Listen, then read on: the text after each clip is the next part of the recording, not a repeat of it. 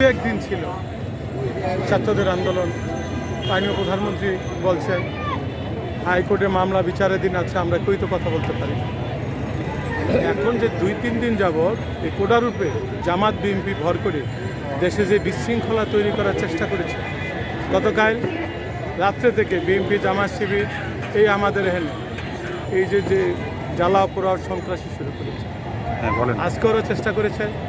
আমাদের প্রশাসন আছেন, আমরা আওয়ামী লীগের পরিবার আছি, আমাদের ঐক্যবদ্ধভাবে ঠিক আছে তারা আর দাঁড়াইতে পারে, আমাদের ঐক্যবদ্ধভাবে আছি বিদায় ওনারা আর দাঁড়াতে পারেন, আর দাঁড়াতে পারবো। বিএনপি গণতান্ত্রিক আন্দোলন কইরা 24 সালের নির্বাচনে গণতান্ত্রিক আন্দোলন করেই তো দাঁড়াইতে পারে নাই। আর সশস্ত্র আন্দোলন করে 1 দিন 2 দিন 3 দিন 4 দিন 5 দিন সর্বসাকুল্য 10 দিন সশস্ত্র আন্দোলনে কি মানুষ থাকে? 2-1 দিনে এমনি ঘরে যাবে।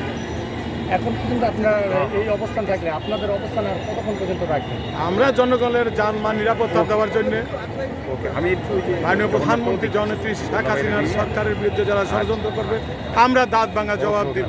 আমরা এই কয়দিন দেখেছি, অবজারভেশন করেছি, তারপরও তারা যা শুরু করেছে তাদের আর কোনো ছাড় নাই এখন। যেহেতু না কোটা আন্দোলনের মধ্যে সীমাবদ্ধ না, বিএনপি জামাতের আন্দোলনের মধ্যে সীমাবদ্ধ হয়ে গেছে। বিএনপি ঘোলা পানিতে মাছ শিকার করতে চায়। আবারও বিএনপি ওই কোঠারূপে ভোট দিয়া ক্ষমতা আসতে চায়। ক্ষমতা আসতে হলে আবারও 29 সালের জন্য অপেক্ষা করতে হবে।